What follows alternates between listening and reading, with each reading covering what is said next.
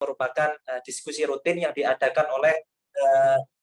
dilakukan oleh Dewan Eksekutif Mahasiswa Fakultas Ilmu Tarbiyah dan Keguruan yang mencoba untuk mengangkat kembali ruang-ruang kritis yang ada di lingkungan mahasiswa, baik itu mahasiswa UIN Sunan Kalijaga ataupun mahasiswa secara umum. Seperti yang kita ketahui bahwasanya situasi pandemi saat ini itu memaksa kita untuk kita tidak dapat bertatap muka secara langsung. Demikian pula pembelajaran yang ada selama ini itu masih belum kita laksanakan secara langsung. Nah, maka dengan itu secara tidak langsung sebenarnya teman-teman, kawan-kawan semuanya, kita sedang menghadapi suatu ruang degradasi, ruang-ruang kritis. Kajian-kajian kritis semakin terdegradasi. Nah, maka dengan itu adanya forum virtual seperti ini, harapannya mahasiswa sebagai kaum intelektual khususnya yang selalu mengkaji, responsif terhadap isu-isu yang ada, itu tidak kalah surut semangatnya meskipun dalam situasi pandemi. Nah, seperti tema yang kita angkat pada diskusi hari ini, yaitu tentang tidak ada tawar-menawar untuk pendidikan. Siapkah pendidikan tatap muka? Itu tema yang mencoba kita angkat, kita diskusikan bersama pada sore hari ini. Ya, mungkin teman-teman kalau yang di rumah di depannya ada makanan ataupun apa, silahkan dimakan aja. Karena forum ini forum Kastra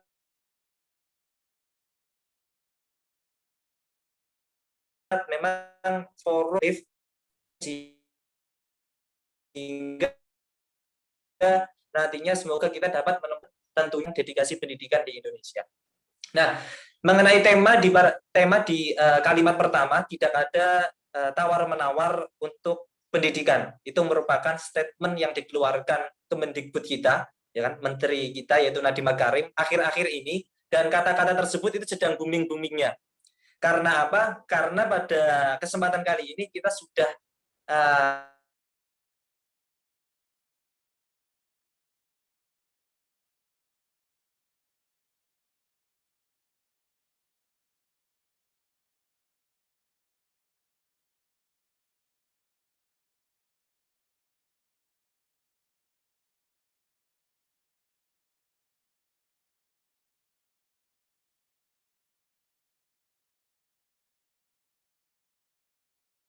diamanahkan oleh undang-undang yang tujuannya adalah untuk mencerdaskan kehidupan bangsa. Nah, berangkat dari hal itulah, teman-teman, maka harus kita refleksikan kembali, apakah pendidikan yang diamanahkan oleh undang-undang tersebut, apakah sudah dapat dilaksanakan sebagaimana mestinya atau belum.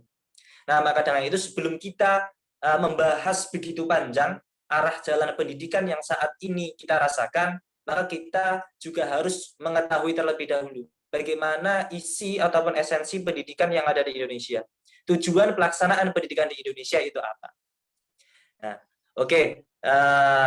Setelah itu, mungkin saya ingin tanya dulu kepada teman-teman semuanya. Mungkin kan di sini mayoritas teman-teman sebagai mahasiswa ya, mungkin mayoritas mahasiswa dan juga mungkin ada kalangan umum yang tidak bisa saya sebutkan satu persatu. Mungkin dari teman-teman ada yang bisa menjawab tujuan kita semua melaksanakan sebuah pendidikan itu sebenarnya apa? Kita akan melaksanakan pendidikan formal dari SD, SMP, ataupun yang MI, MTS, sampai ke tingkat perguruan tinggi. Sebenarnya tujuan kita melaksanakan proses pendidikan yang begitu panjang, itu tujuannya untuk apa? Nah, gitu. Nah, pendidikan formal di sini memang memang pendidikan ini bisa kita artikan ke dalam dua pola. Yang pertama, pendidikan, mungkin yang pertanyaan tadi bisa dijawab masing-masing dari teman-teman semuanya ataupun kawan-kawan semuanya. Karena saya yakin jawabannya pun itu berbeda-beda. Ya kan, ada yang mungkin bisa menjawab saya mengikuti pendidikan formal di Indonesia yaitu untuk mencari ilmu ataupun mencari nilai ataupun mencari pengalaman ataupun mencari apapun itu pun hak prerogatif dari teman-teman semuanya. Namun coba kita ulas kembali ke depan bahwa pendidikan ini bisa kita ubah ataupun bisa kita baca ulang, yaitu dengan dua pola. Yang pertama pendidikan secara luas dan juga pendidikan secara sempit. Pendidikan secara luas yang dimaksudkan adalah bahwa sebenarnya pendidikan ini berlangsung setiap zaman. Pendidikan ini berlangsung tidak mengenal tempat, tidak mengenal waktu, tidak mengenal yang lain sebagainya. Maksudnya adalah pendidikan ini itu berjalan sepanjang zaman dan di segala situasi. Itu pendidikan yang dimaknakan secara luas. Nah, maka tidak heran ketika banyak yang mengatakan bahwa semua tempat adalah sekolah. Ya kan? Mungkin teman-teman sering mendengarkan istilah tersebut. Nah, untuk yang kemudian mengenai pendidikan yang kita artikan dengan sempit, yaitu pendidikan yang dilaksanakan secara terjadwal, secara terencana, secara mekanismenya itu, materinya itu terorganisir. Nah, itu yang dimaksudkan dengan pendidikan tersebut adalah pendidikan formal, yaitu yang tadi kita sebutkan pertama, yaitu ada pendidikan di tingkat SD, MI, sampai perguruan tinggi. Nah, itu untuk pendidikan itu sendiri. Nah, lanjut mengenai yang tadi, mengenai tujuan kita melaksanakan pendidikan itu sebenarnya apa? Mungkin kalau anak-anak kecil itu, anak-anak SD, karena mungkin kan kita notabene sebagai calon pendidik ya sering bersinggungan dengan anak-anak yang mungkin yang notabene peserta didik lah. Ketika ditanya, kamu sekolah tujuannya apa? Mungkin mayoritas dari teman-teman peserta didik akan menjawab, tujuan saya sekolah adalah untuk mencari ilmu. Itu kan doktrin fundamental yang diturunkan oleh kedua orang tua kita kepada kita semua. Nah, lanjut, apakah pendidikan yang tadi secara luas dan juga secara sempit, apakah saat ini di Indonesia pelaksanaannya itu dapat berlangsung secara sebagaimana mestinya, secara efektif? Nah, lalu kita diskusikan ini teman-teman. Nah, pendidikan di Indonesia, yang pertama, bahwa pendidikan ini memang sangat penting bagi umat manusia. Nah, maka dengan itu ada beberapa sentra yang memang itu harus saling menguatkan satu sama lain untuk melangsungkan sebuah pendidikan. Kita kenal ada yang namanya 3 sentra pendidikan. Yang pertama, pendidikan di sekolah, lanjut ada pendidikan di rumah, lalu ada pendidikan di masyarakat, ya kan? Ada 3 sentra pokok kunci keberhasilan sebuah pendidikan. Nah, lalu ketika kita menghadapi situasi pandemi saat ini, teman-teman, situasi yang memang sebelumnya kita belum pernah memikirkan, bahwa ketika banyak sekali mencuat ke permukaan bahwa pendidikan secara online itu tidak berhasil, kegagalan dalam melaksanakan pembelajaran pendidikan online, lalu selanjutnya kedua sentra ini larinya kemana?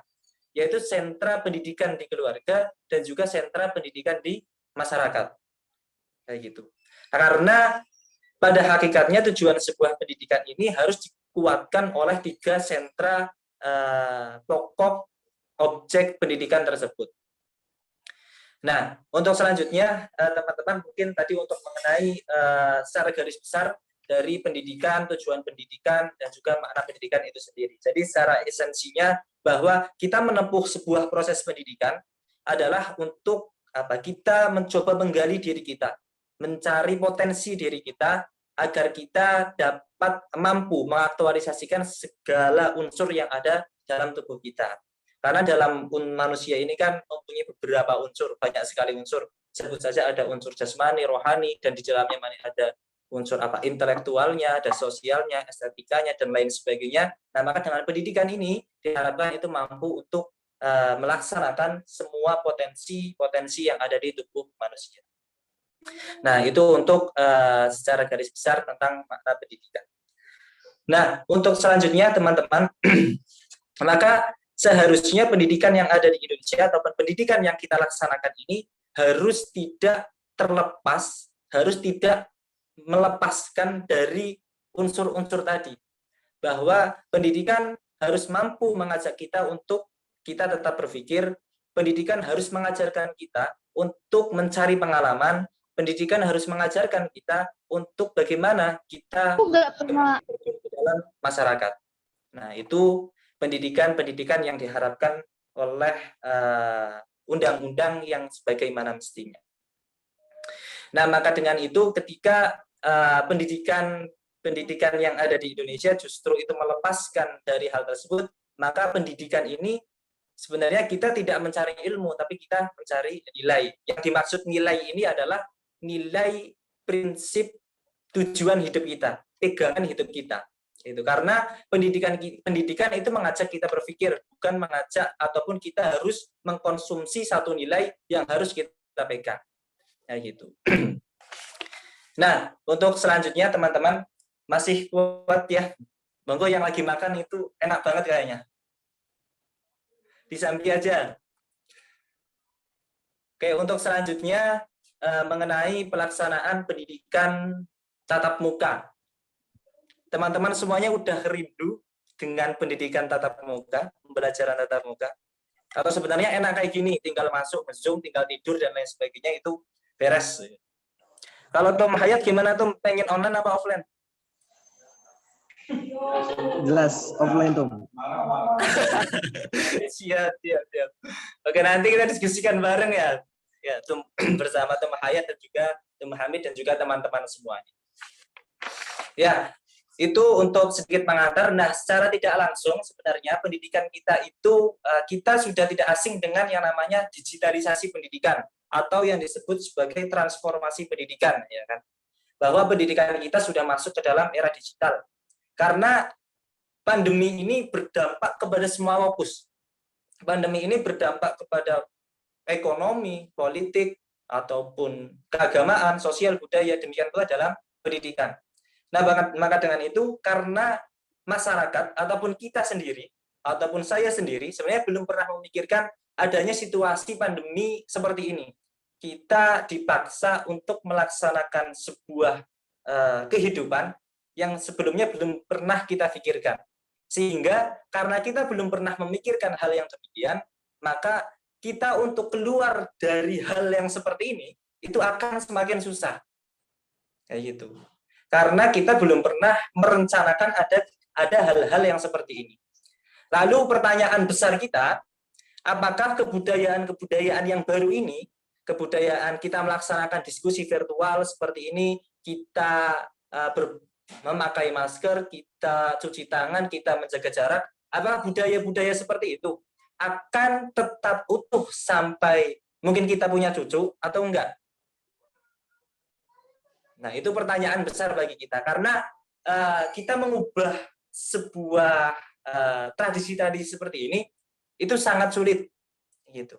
Lalu ketika hal tersebut ternyata akan berdampak total, kegiatan-kegiatan seperti akan berdampak total kepada tahun-tahun berikutnya, maka ada banyak nilai-nilai ataupun ada banyak prinsip-prinsip pegangan masyarakat yang akan kita coba rekonstruksi ulang. Demikian pula dalam dunia pendidikan. Meskipun dunia pendidikan sudah banyak menghadapi yang namanya kita dengar revolusi industri yang akhirnya berdampak kepada sektor pendidikan, yang akhirnya pendidikan harus adaptif terhadap kemampuan teknologi dan lain sebagainya. Nah, karena situasi pandemi saat ini yang akhirnya kita semakin dipaksakan untuk pendidikan melaksanakan hal yang demikian.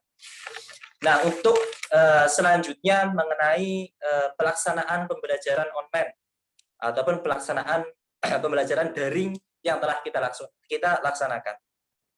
Ada banyak isu-isu yang berkembang di tengah masyarakat bagaimana adanya pelaksanaan pendidikan online ini justru itu meruntuhkan moralitas ataupun pendidikan online ini jauh dari efektivitas pelaksanaannya.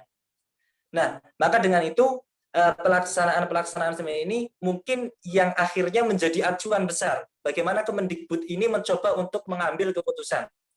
Kalau mungkin teman-teman, kawan-kawan semuanya kemarin sempat melihat tayangan Kemendikbud yang disiarkan langsung di YouTube-nya kalau nggak salah, di YouTube-nya, itu kan Kemendikbud juga berpacuan kita melaksanakan pembelajaran offline di bulan Juli nanti, yaitu karena apa? Karena sektor pendidikan saat ini sudah mulai dilakukan vaksinasi.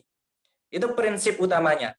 Prinsip utamanya ketika vaksinasi ini sudah dilakukan di pendidikan-pendidikan yang ada, pendidikan formal yang ada, maka tidak ada tawar-menawar lagi kayak Kemendikbud mengatakan bahwa pembelajaran offline sudah bisa diterapkan.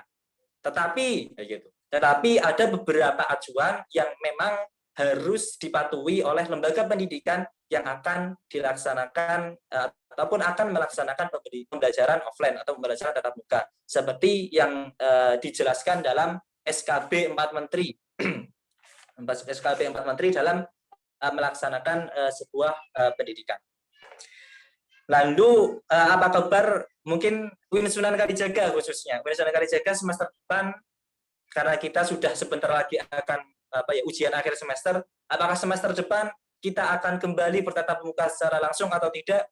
Sampai saat ini keputusan tersebut belum dikeluarkan. Jadi ketika banyak sekali teman-teman yang mencoba DM ataupun tanya tentang pelaksanaan pembelajaran offline tersebut, memang sampai saat ini konon katanya sedang dirapatkan oleh pimpinan.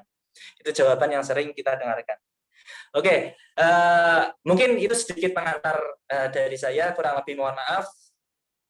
Mungkin jika banyak tutur kata yang kurang berkenan, sekali lagi saya mohon maaf yang sebesar-besarnya. Terima kasih semuanya kawan-kawan. Akhirul kalam, wassalamualaikum warahmatullahi wabarakatuh. Waalaikumsalam warahmatullahi wabarakatuh. Tanya kepada Kak Lubab, Ketua DEMA FITKW Sunan Kalijaga untuk materinya hari ini. Gimana teman-teman, masih semangat? Masih. Apa sambil makan ya. Selanjutnya kita masuk pada pemateri kita yang kedua, yaitu oleh Ketua DEMA FITK UIN Sultan Syarif Hasim Riau kepada Muidul Hayat Pasaribu. Waktu dan tempat saya persilahkan. Monggo, Mas. Muidul Hayat ya, Bu. Mungkin klarifikasi. Ini suara saya jelas? Oke, baik. Luar biasa apa yang disampaikan oleh Saudara Lubab tadi. Saya simak dari awal sampai di akhir, bahkan mungkin pembahasannya tidak akan kita dapatkan di beberapa forum yang kita ikuti. Nah, jika beliau memaparkan tentang esensi dari pendidikan itu sendiri dalam kancah luas dan sempitnya, mungkin di sini saya pertamanya akan sharing ya, karena kita di sini sama-sama mahasiswa, sama-sama sedang menempuh jenjang pendidikan. Jadi tidak ada yang lebih tahu, tidak ada yang tidak tahu. Mungkin ada kalanya membaca 1 atau 2 buku terlebih dahulu. Yang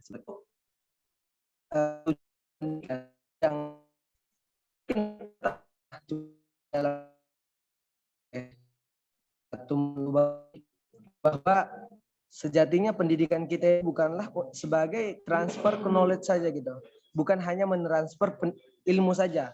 Karena jika membahas atau jika kita mengartikan pendidikan itu sebagai proses transferan ilmu, dari apa yang kita baca, apa yang kita dengarkan dari penjelasan guru, tentu itu semua kita dapatkan di luar dari pendidikan formal. Lantas apa gunanya?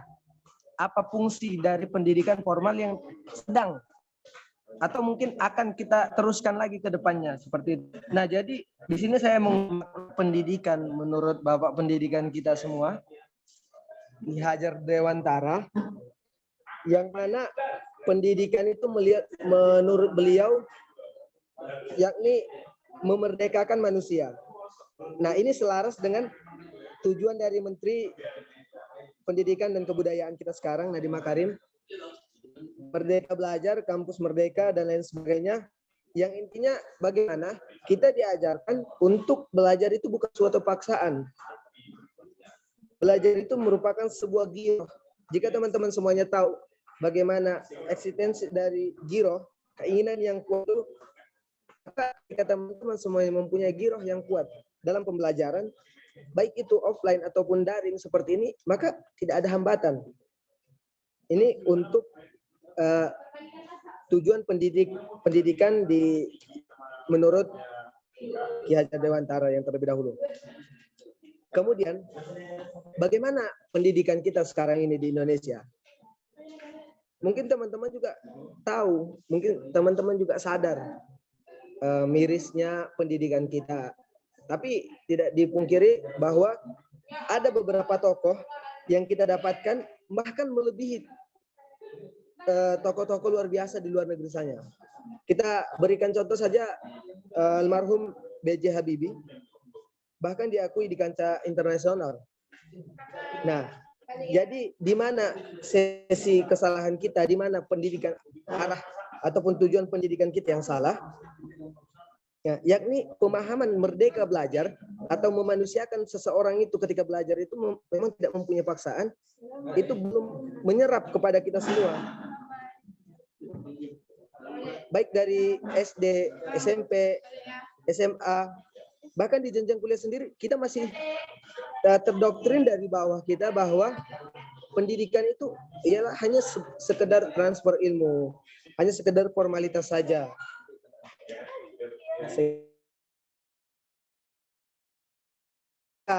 Seorang tidak masuk itu menjadi sebuah kebahagiaan bagi kita.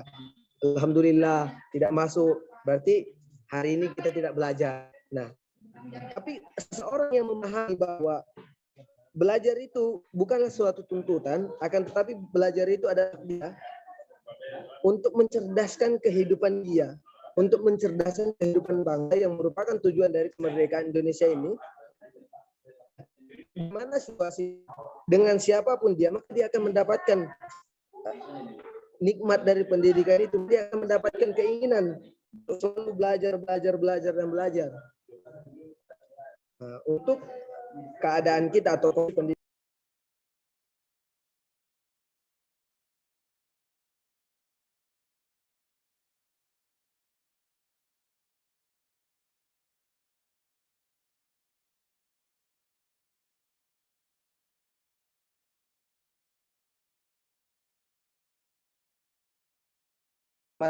Tersebut, maka kita tanpa harus mengatakan hal lain bahwa kita harus memang melaksanakan pembelajaran via daring ini atau pembelajaran jarak jauh ini. Nah, bagaimana esensinya? Bagaimana efektivitas dari pembelajaran daring? Nah, apa yang kita dapatkan sebenarnya? Jika kan apa yang kita dapatkan ketika pembelajaran daring dan pembelajaran tatap muka itu tidak sampai ke taraf 20% keilmuan kita. Karena ketika kita melaksanakan sesuatu yang baru dan belum menjadi suatu kebiasaan bagi kita, itu akan ada rasa bosan, akan ada rasa jenuh dalam proses pendidikan tersebut. Maka dalam berbagai literasi kita mendapatkan bahwa seorang murid ketika ada pembelajaran daring, baik itu via Zoom, Meet atau WhatsApp, itu persenan mereka mendengar, menyimak, bahkan di forum seperti ini saja, persenan mereka menyimak itu hanya 30-40%. Selainnya hanya untuk nitip absen sendiri. Sedangkan ketika kita belajar tatap muka, jelas mana yang mendengarkan dan mana yang tidak mendengarkan, mana yang hadir dan mana yang tidak hadir. Ini sangat berbeda kualitas keilmuan kita di masa daring dan di masa tatap muka tersebut. Nah, lantas apakah kita siap dengan tatap muka? Ya, tegas saya mengatakan bahwa kita sebagai pemudi Indonesia harus siap. Siap tidak siap memang harus kita katakan siap, karena sebaik-baiknya kita harus sadar bahwa pendidikan kita di masa sekarang ini memang betul-betul kurang. Bagaimana kita memerdekakan Indonesia ini? Bagaimana kita memerdekakan diri kita sendiri jika pendidikan itu belum bisa melekat pada diri kita sendiri? Dari beberapa data, mungkin teman-teman semuanya juga sudah pada tahu kan bagaimana proses ini. Sedikit mungkin saya menjelaskan, barangkali dari teman-teman belum sempat ngebacanya kan. Pemerintah sekarang ini dari 2020 akhir Desember sudah merancangkan pembelajaran tatap muka. Yakni pertamanya vaksinasi itu dilaksanakan untuk tingkat medis, untuk tenaga medis dan lain sebagainya, kemudian turun ke pemerintahan, turun ke guru-guru semuanya. Nah, dengan harapan setelah vaksinasi ini kita semua dapat melaksanakan pembelajaran tatap muka. Nah, jika kita bicara tentang vaksin, jika kita bicara tentang COVID, dalam sebuah penelitian di Universitas Brawijaya, seorang dokter mengatakan bahwa namanya wabah, namanya penyebaran virus itu sebenarnya tidak bisa dihilangkan secara instan. Beliau mengatakan proses penghilangan secara efektif dari virus itu membutuhkan kurun waktu 200 tahun.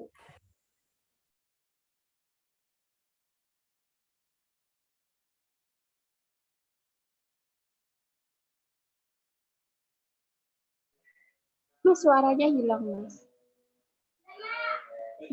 Mengadakan ada 3 hal sebagaimana yang saya sebutkan tadi. Yang pertama itu kita harus menyiapkan diri kita, baik itu melaksanakan protokol kesehatan dan vaksinasi ini tersebut, kemudian mengebalkan diri, kemudian ketiga pembasmian. Nah, ini membutuhkan waktu yang banyak. Nah, jika kita menunggu sampai COVID-19 atau masa pandemi ini hilang, maka kita akan mati dalam kebodohan. Maka kita sebagai mahasiswa memang harus mengubah paradigma kita, mengubah pola pikir kita yang dulunya mengatakan bahwa pembelajaran yang sejatinya itu memang tidak mendapatkan kesengsaraan, tidak mendapatkan kewaswasan. Tapi kita harus yakin dengan seyakin-yakinnya bahwa pembelajaran yang mungkin bakalan dicetuskan oleh Kemendikbud di awal semester ini, tetap prosesnya, bagaimana sistematisnya. Jika saya ditanya bagaimana sistemnya, bagaimana efisiensi dari pembelajaran tatap muka yang kedepannya, maka saya mengatakan bahwa seyogianya seluruh sekolah, seluruh institusi sudah layak melaksanakan pembelajaran tatap muka. Karena dari data yang saya baca bahwa sekolah-sekolah sekarang 80% murid-muridnya sudah siap.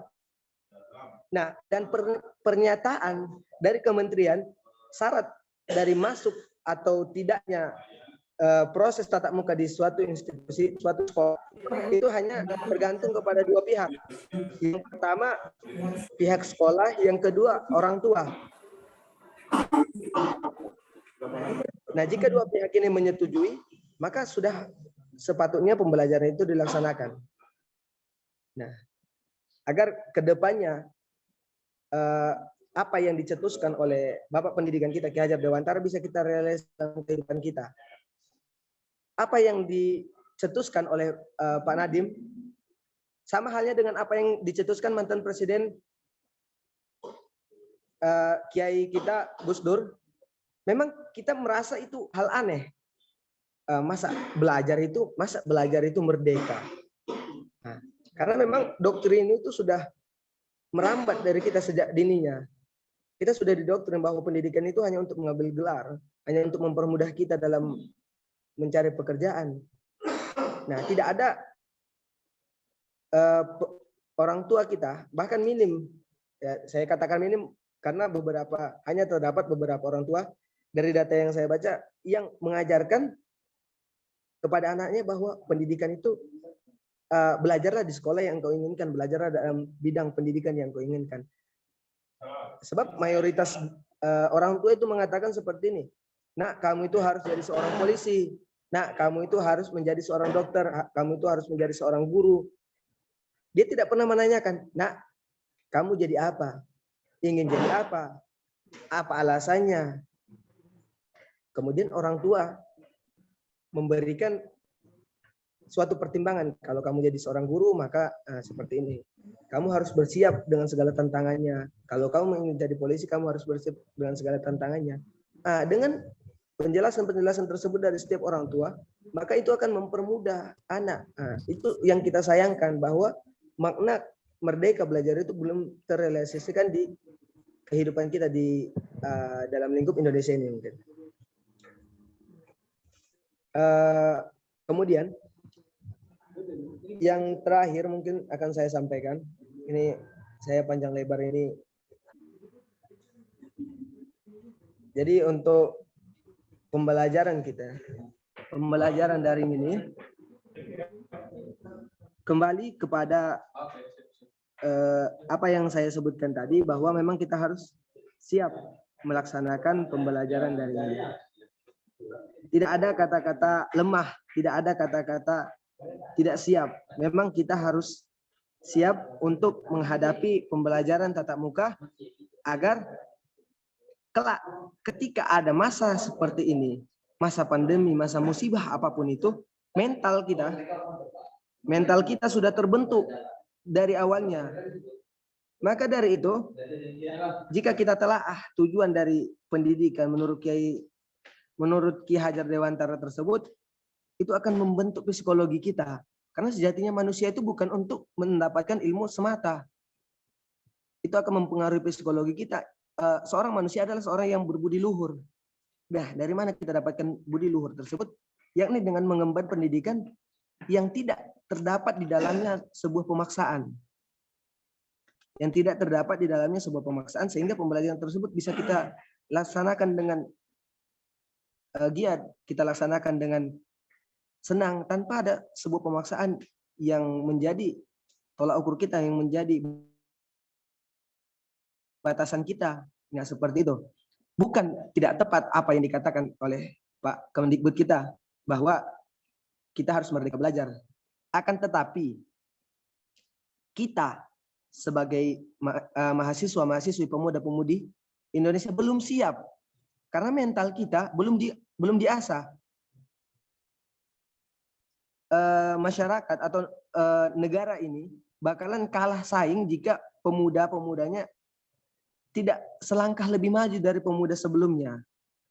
Kita tak bisa kita pungkiri bahwa kita tetap salut dengan orang-orang yang sebelum kita tetap salut dengan perjuangan Soekarno, kita tetap salut dengan perjuangan tokoh-tokoh pendidikan dan lain sebagainya. Nah, lantas sekarang apakah sudah ada tokoh yang bisa menggantikan tokoh-tokoh tersebut? Nah, jika belum ada, maka itu tugas berat bagi kita. Baik itu kita yang akan menjadi tokoh pengganti mereka di masa yang akan depan, maupun kita untuk mendidik adik-adik kita, mendidik anak-anak kita ke depannya untuk menjadi tokoh yang lebih memberikan sumbangsinya kepada negara ini. Terkhususnya dalam pendidikan, karena dalam pendidikan ini proses regenerasi itu akan terus berlanjut. Ketika kita membekali dari SD, mental kuat, mental psikologi yang kuat, maka dimanapun mereka diletakkan pada proses apapun, maka mereka akan melaksanakan hal tersebut dengan senang hati. Mereka akan melaksanakan hal tersebut dengan secara full. Nah, mungkin itu saja. Kembali saya tegaskan, tatap muka tetap harus kita laksanakan di bulan Juli atau di semester yang akan datang. Siap atau tidak siap, kita memang sama-sama harus siap. Lebih baik kita mati dalam proses, dalam perjuangan untuk menjadi seorang tokoh, menjadi orang yang pintar, daripada kita harus mati, daripada kita harus hidup panjang dalam kebodohan kita. Mungkin ini yang dapat saya sampaikan. Allahumma fiq ila aqwamit thariq. Assalamualaikum warahmatullahi wabarakatuh. Waalaikumsalam warahmatullahi wabarakatuh. Alhamdulillah, sangat baik sekali argumen yang diberikan dari Kak Mudiul Hayat Pasaribu. Memang benar, apabila daring terus-menerus kita akan mati dalam kebodohan. Kita itu juga harus mengubah pola pikir kita, harus yakin pembelajaran tatap muka dengan efisien dan seyogyanya seluruh sekolah dan institusi sudah siap. Jadi untuk Kak Mudiul itu pemikirannya itu tatap muka juga harus dijalankan karena pembelajaran tatap muka agar dalam masa pandemi ini agar mental mahasiswa ataupun murid-murid dapat terlatih ketika ada musibah atau wabah lainnya, seperti itu. Dan selanjutnya kita masuk pada pemateri kita yang ketiga, yaitu Kak Hamid Muzaki dari Dewan Eksekutif Mahasiswa Fakultas Ilmu Tarbiyah Keguruan UIN Sunan Ampel Surabaya dengan kurikulum vitae nama Hamid Muzaki, tempat tanggal lahir Nganjuk 1 April 1999, nomor WA 085731524705, riwayat pendidikan SD Tanjung, SMP 3 Kertosono, SMK Dwi Jabakti Jombang, pengalaman organisasi sekretaris OSIS SMK Dwi Jabakti 2 Jombang, Ketua Remaja Masjid SMK Dwi Jabakti Jombang, pengurus IPKI Jombang, Ketua Persatuan Mahasiswa Kota Angin Pemaka, Ketua HMP MPI UIN Sunan Ampel Surabaya, pengurus PCI PNU Kota Madiun. Kepada Kak Hamid Muzaki, waktu dan tempat saya persilahkan. Ya, Assalamualaikum warahmatullahi wabarakatuh. Waalaikumsalam warahmatullahi wabarakatuh. Selamat sore sahabat-sahabat semua. Sore Selamat ya. sore kepada Gub Lubab sama Gub Hayat. Lama nggak berjumpa. Alhamdulillah sore hari ini sudah banyak tadi bahasan dari sahabat Lubab sama sahabat Hayat mengenai pendidikan. Sebenarnya kita sama di sini tentang pendidikan, maunya offline atau online. Banyak pertimbangan-pertimbangan tentang mulai dari kesehatan sampai dari keselamatan kita. Jadi dalam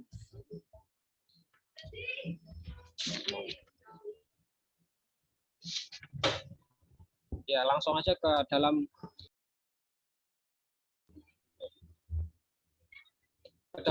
isu yang sekarang, bahwasanya pendidikan di Indonesia sayangnya sampai sekarang ini kalau kita pendidikan tatap muka ini kita laksanakan, kalau tolak ukurnya adalah vaksinasi, sampai sekarang vaksinasi di Indonesia masih belum mencapai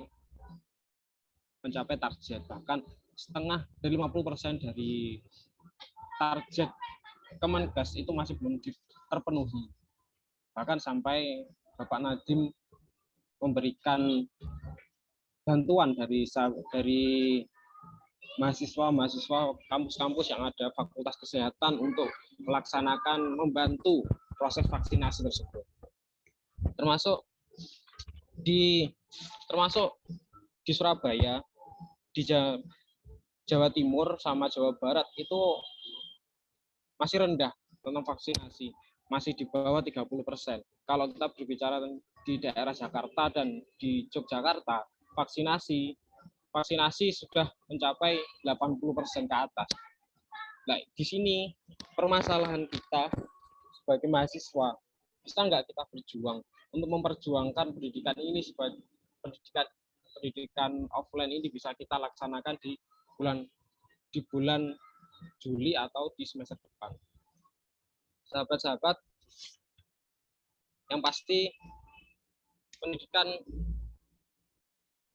saya bercerita di sini bahwasanya di dalam pendidikan online ini banyak ilmu yang bisa kita ambil sebenarnya, walaupun banyak juga mudarat yang kita dapati, termasuk kita lebih belajar bagaimana kita bisa mengelola pembelajaran kita, walaupun masih banyak dari sahabat-sahabat di sini yang saya rasa juga merasakan kerugian untuk belajar online, tapi juga banyak sahabat-sahabat saya yang di dekat saya yang memang kekurangan dalam bidang ekonomi. Mereka malah menjadikan pembelajaran online ini sebagai sarana untuk mereka membantu perkuliahan mereka.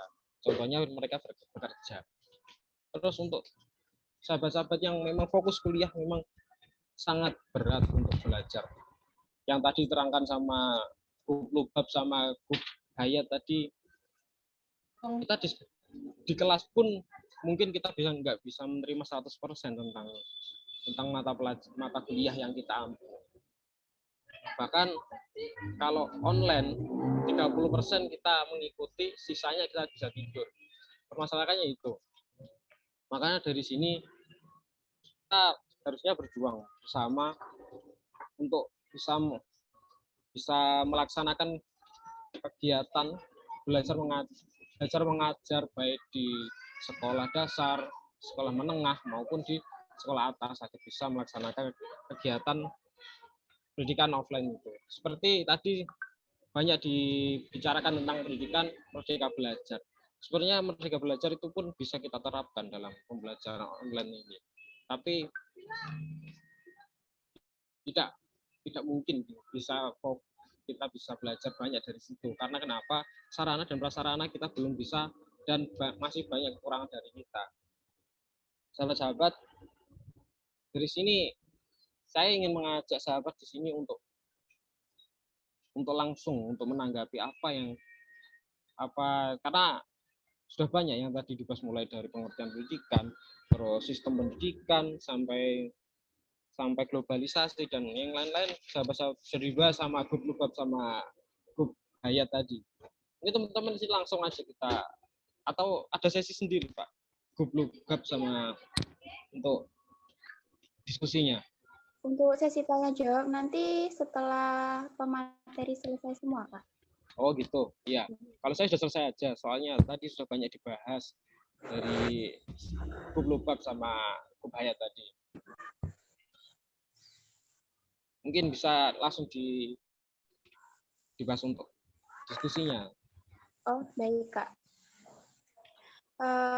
Jadi kesimpulannya, pendidikan daring ini memiliki banyak sekali manfaat atau dampaknya, baik dampak negatif maupun positifnya. Diharapkan ke depannya pada semester depan pendidikan daring ini mulai ditiadakan, yaitu dengan pendidikan online, karena pendidikan yang dengan tatap muka itu lebih jelas daripada pendidikan harus online. Karena pada saat ini jika kita tidak terus-terusan daring, maka kita akan mati dalam kebodohan. Jadi kita juga harus mengubah pola pikir kita. Juga harus yakin pembelajaran tatap muka jika sistemnya efisien, seyogyanya seluruh sekolah Indonesia sudah siap untuk tatap muka. Karena sejatinya pendidikan itu penting, maka dari itu diharapkan untuk kedepannya semester depan dapat tatap muka, karena untuk vaksinasi maupun kesiapan sekolah itu insya Allah sudah memenuhi semuanya. Untuk selanjutnya kita masuk pada sesi tanya jawab diskusi. Kepada teman-teman yang ingin memberikan argumen atau ingin bertanya kepada pemateri kita yang sangat hebat ini, bisa langsung open mic atau menggunakan chat room. Monggo teman-teman. Ya, saya Kak. Oke, monggo dari Mas Abdul Afu. Monggo Mas. Ya, suara saya jelas ya, teman-teman. Terima kasih sebelumnya, perkenalkan nama saya Abdul. Kebetulan saya juga dari Departemen Kastrat ini yang juga termasuk sebagai penyelenggara. Pertama, mungkin saya mau mengajukan pikiran alternatif ya, atau mungkin sedikit kontra lah terhadap pemateri-pemateri yang sudah menyampaikan. Karena saya rasa diskusi akan lebih hidup ketika kita punya dua jalan pikiran yang mungkin bisa saling kita obrolkan gitu ya. Pertama yang mau saya komentari itu, poin pertama itu saya rasa kita itu terlalu meromantisasi ya masalah tatap muka, masalah pendidikan tatap muka atau masalah pendidikan formal tatap muka itu kita terlalu meromantisasi. Saya rasa seperti itu, karena pada dasarnya kalau kita lihat, mungkin tadi Mas Subab sedikit menyinggung lah, esensi daripada pendidikan sendiri itu bukan hanya transfer pengetahuan, tapi juga termasuk dalam memberikan contoh, mempelajari etika dan lain sebagainya. Saya rasa juga dalam dunia digital kita juga bisa juga belajar digital. Toh kita ini kemarin survei itu dalam hal etika digital kita paling rendah, bukan paling rendah sebenarnya, termasuk yang rendah lah dalam etika digital ya. Itu sebuah kayak paradoks ya bagi kita. Pendidikan sudah dilaksanakan secara online. Pendidikan yang punya esensi yang sangat baik harusnya punya dampak juga terhadap kegiatan kita dalam online, baik itu dalam bermedia sosial, dalam melihat itu dan sebagainya, harusnya itu juga punya dampak tersendiri bagi kegiatan digital lah. Tapi nyatanya semacam ada paradoks bahwa meskipun pendidikan sudah dialih pindahkan ke dunia digital, nyatanya perilaku digital kita atau etika digital kita tetap masih rendah gitu. Yang saya sangka hipotesisnya saya itu jangan-jangan pendidikan kita itu masih sekedar hanya cuap-cuap atau mungkin cuma formalitas biar nggak libur terlalu lama gitu. Jadi ya kita adakan pendidikan di WA group di apa, tapi efektivitas atau lain sebagainya mungkin itu tidak terlalu diperhatikan. Itu mungkin sebuah catatan penting ya bagi saya sendiri. Terus yang kedua ada poin penting lagi bahwa tadi masalah meromantisasi tatap muka atau pendidikan tatap muka, kita harus melihat kembali sejarah pendidikan formal atau yang kita sebut sebagai sekolah.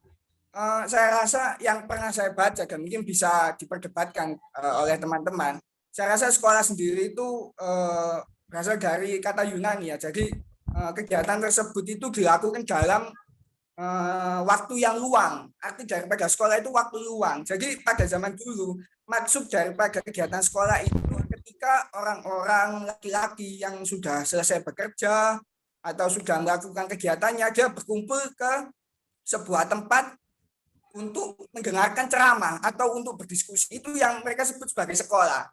Kita kita tahu bahwa asal usul daripada sekolah itu waktu luang, tapi nyatanya kita malah mencari-cari waktu untuk sekolah atau melakukan pendidikan, malah kita cari-cari waktu, malah nyita-nyita waktu anak sampai full day school, sampai ya mungkin menjadi paradoks juga bagi saya bahwasanya dulunya itu awalnya dibentuknya kayak gini loh, sekolah niatnya itu kayak gini.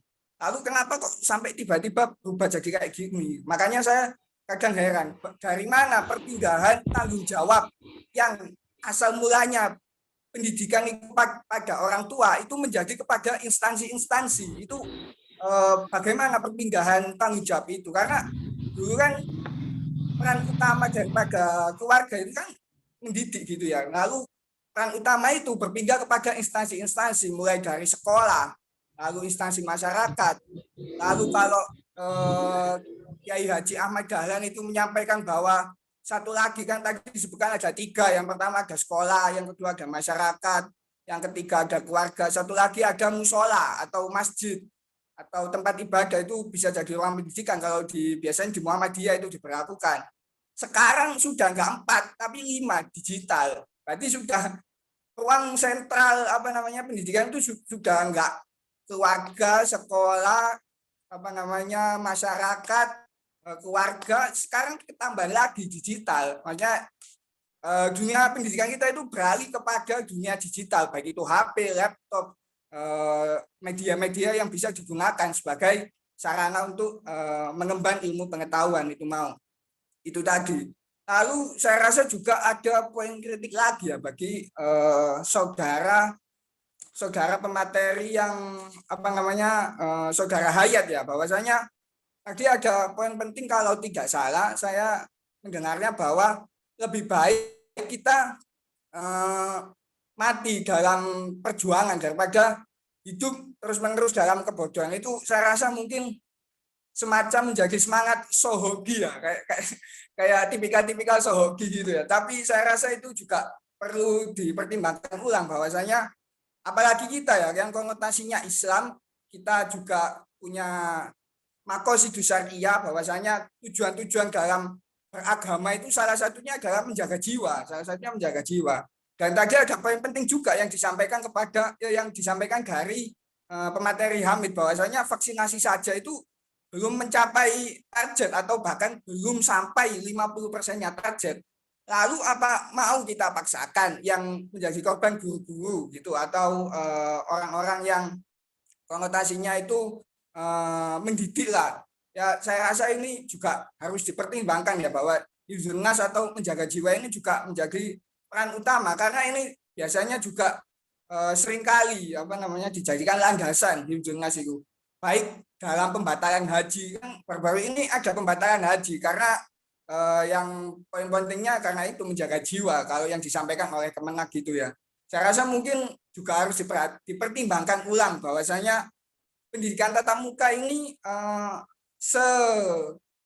sesiap apa kita ya, benar tadi temanya, sesiap apa kita dalam melakukan tatap muka karena kita ini terlalu kebiasaan orang Indonesia itu satu buru-buru, yang kedua kurang canggih dalam arti kita dalam respon sesuatu itu saya rasa kurang cerdas atau kurang cerdik. Dulu saja waktu COVID muncul itu pemerintah Indonesia itu saya rasa juga yang pertama agak menyepelekan dulu masuk Indonesia bisa disembuhkan dengan jamu ya begitu itu saya rasa juga itu memperlihatkan bagaimana kualitas pendidikan di kancah pemerintahan gitulah. Selebihnya itu mungkin bisa dikomentari oleh pemateri. Terima kasih dari saya. Sekian, terima kasih. Assalamualaikum. Baik, terima kasih untuk Mas Abdul Afu. Jadi Mas Abdul Afu itu tanya mengenai perpindahan tanggung jawab dari keluarga yang berubah menjadi instansi. Jadi untuk daring, jadi bukan halangan. Jadi lebih baik terus mengomentari lebih baik mati dalam perjuangan daripada kebodohan. Itu perlu dipertimbangkan lagi. Dan untuk target untuk vaksinasi itu belum memenuhi target, apakah mau dipaksa untuk daring. Selanjutnya untuk narasumber mohon yang berkenan untuk menanggapi, monggo dari Kak Lubab atau Mas Hamid atau Oke, aku masuk bentar ya, Bu. Ya, sangat menarik tadi ya, sangat menarik yang disampaikan oleh Mas Afu. Oke, sebelumnya sedikit memperkenalkan dulu ya, Mas Afu ini sebagai Kepala Departemen Kajian Aksi Strategis, gitu. Kepala Kastrat Departemen Kajian Aksi Strategis dari Dema FITK Nasional Kalijaga yang begitu luar biasa, selalu mengawal dan selalu responsif terhadap isu-isu yang berkembang di masyarakat. Ya, karena kemarin juga pernah melaksanakan beberapa forum diskusi seperti ini, yang kemarin kita telah sedikit membahas mengenai Merdeka Belajar ya, peta jalan pendidikan Indonesia dari tahun 2020 sampai tahun 2035 yang kemarin kita diskusikan bersama-sama. Ya, tadi sangat menarik apa yang disampaikan oleh Mas Afu, bagaimana sebenarnya 3 sentral yang selama ini kita kenal itu sekarang itu sudah banyak sekali sentra-sentra pendidikan yang ada. Maksudnya segala pendidikan ini sekarang tidak hanya fokus ke dalam 3 lokus tersebut, tetapi ada ekspansi luas yang mencoba merambah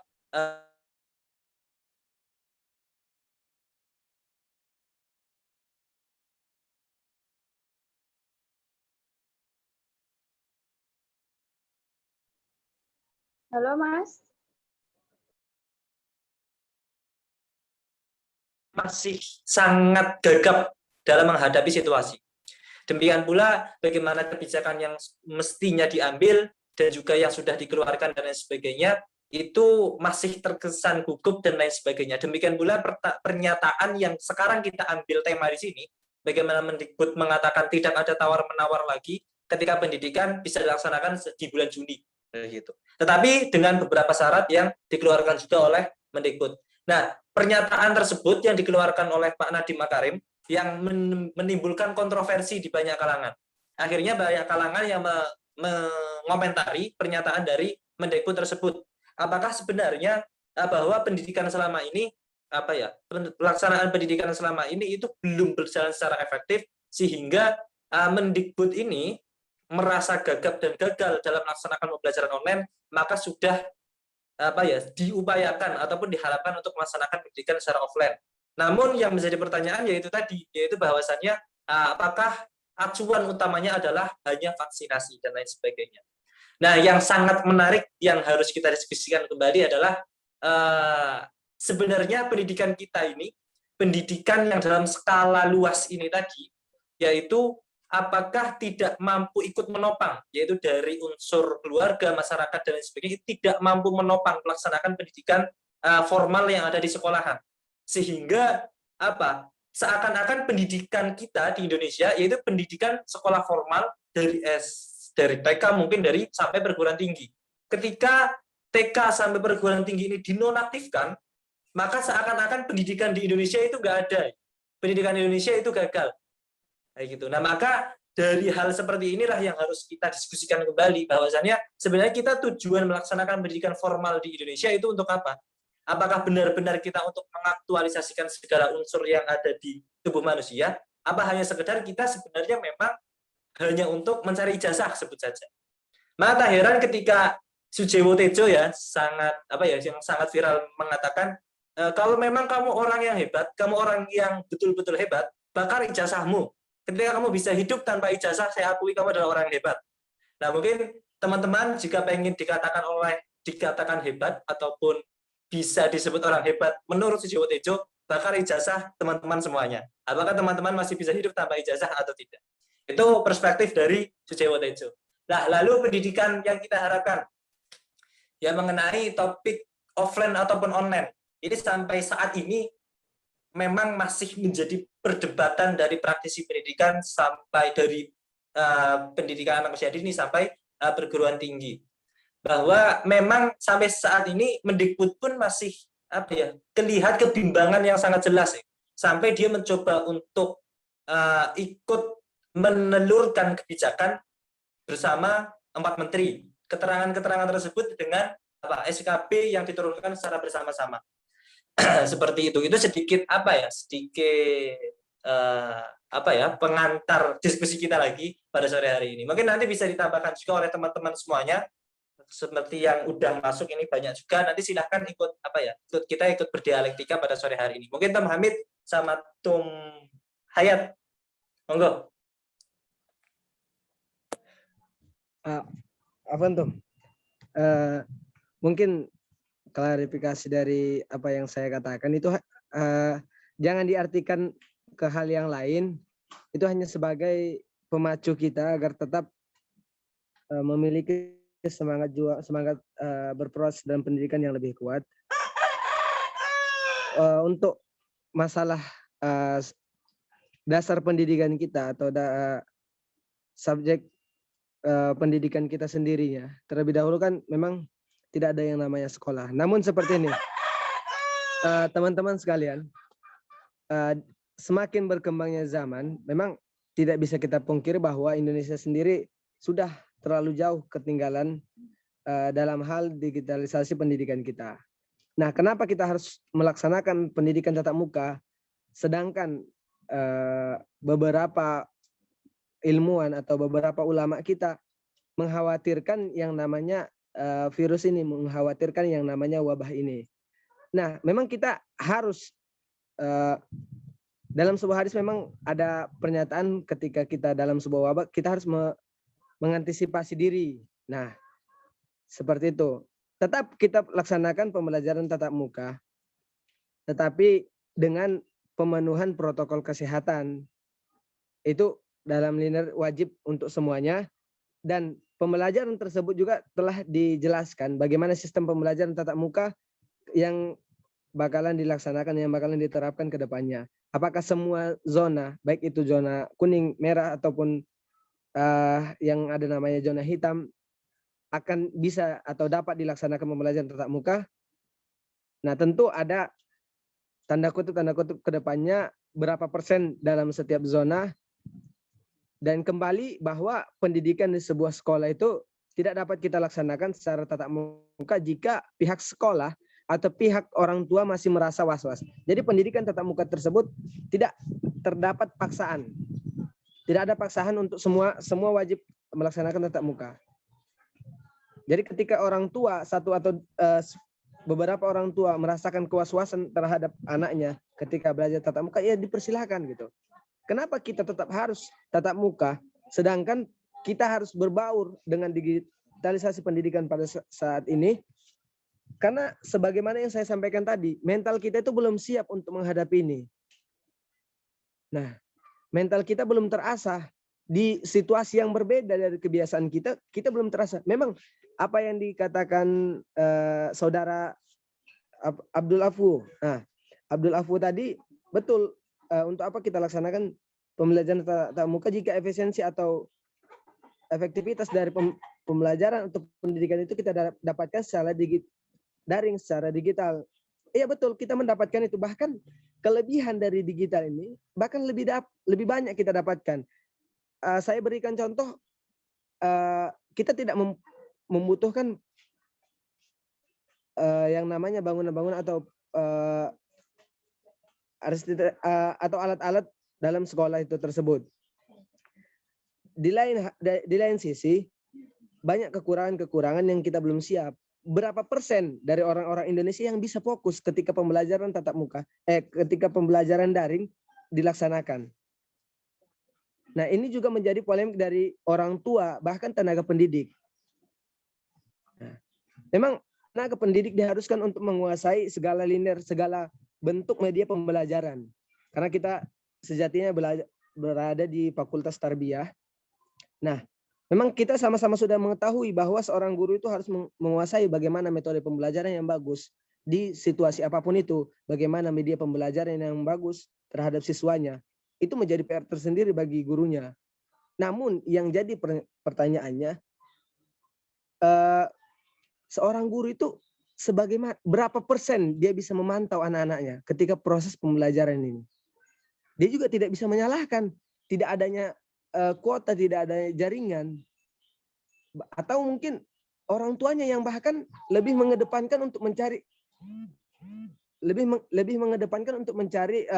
untuk meningkatkan perekonomian mereka dibandingkan ke sekolah, karena orang tuanya berpikiran di saat sekarang ini setinggi apapun sekolah anakku tidak akan ada gunanya. Sebagaimana kita tahu banyak pekerja-pekerja baik swasta maupun negeri yang diturunkan, yang dicopot dari jabatannya. Nah, seperti itu. Jadi berpengaruh dari 3 aspek tersebut, baik dari siswa, dari guru, maupun dari orang tua. Maka tatap muka ini harus kita, memang tetap harus dengan prosedur-prosedur yang akan diterapkan oleh Kementerian Pendidikan dan Kebudayaan. Mungkin sampai situ, sahabat Abdul. Mungkin ada tambahan dari Tung Hamid? Gitu. Ya, tadi ketika saya memberikan pancingan tentang target apakah tolok ukur pendidikan tatap muka ini bisa diukur dari vaksinasi. Ya, itu kembali lagi kepada yang tadi, yang dari orang tua pada siswanya dan pada guru-gurunya. Permasalahannya begini, kita sudah terbiasa dengan pembelajaran tatap muka dalam kelas. Padahal esensi pembelajaran yang tadi seperti diutarakan oleh Tumlubab tentang pembelajaran itu bukan hanya di kelas. Pembelajaran itu tentang bagaimana kita melajari kehidupan. Pelajari bagaimana kita bisa mandiri. Kalau katanya saya pernah membaca siapa quotes-nya, pernah. Itu di sini kita tantangannya itu. Kita belum bisa mengoptimalisasikan tentang digital. Kita belum bisa mengoptimalisasikan tentang bagaimana kedepannya pendidikan ini. Bahkan seharusnya dalam pendidikan digital ini kita itu lebih bisa mengoptimalisasikan, kita lebih bebas belajar untuk kehidupan kita. Mungkin ada tanggapan dari sahabat-sahabat. Bagaimana Mas Abdul? Ya mungkin bagus dari tanggapan pemateri. Mungkin dari teman-teman yang lain juga boleh juga untuk menanggapi atau mungkin juga menambahkan atau mungkin memberikan tanggapan juga. Ya silakan. Ya monggo Mbak Salima. Monggo Mbak. boleh berargumen. Untuk teman-teman yang lain boleh loh diaktifkan ya kameranya.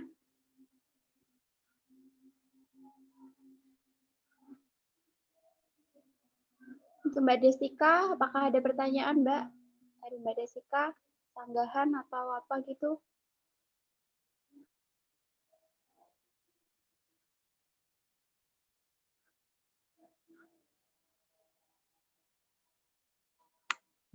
Monggo teman-teman yang lain.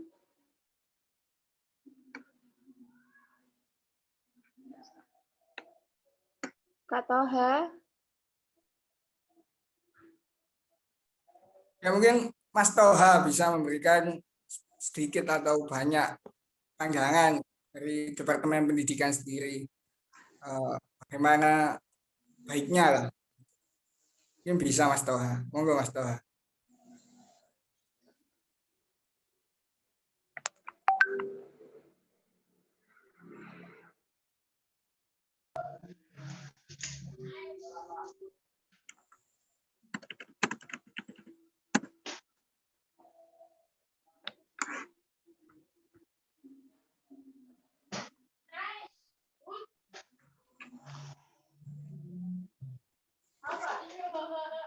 baik apabila tidak ada yang menanggapi lagi, kita akan diskusi pada sore hari ini.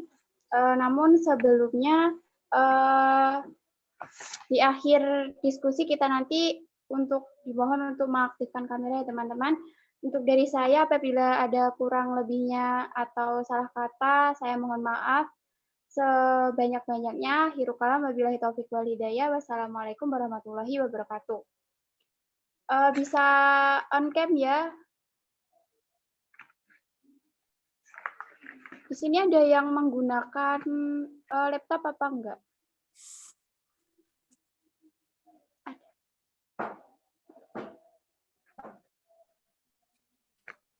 Ada, Mbak. Oh ya.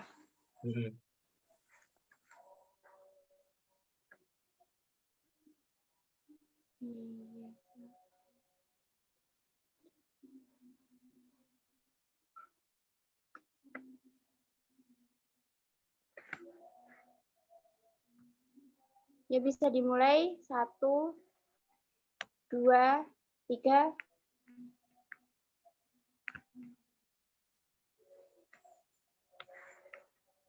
Selanjutnya 1, 2, 3.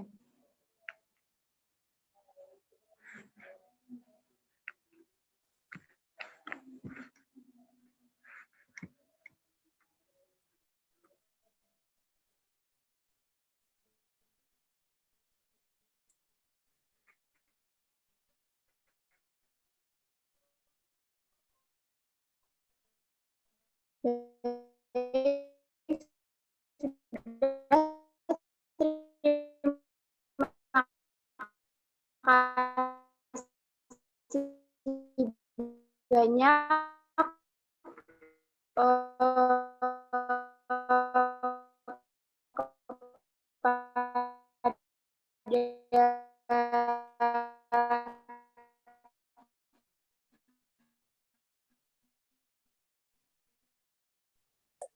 Oke.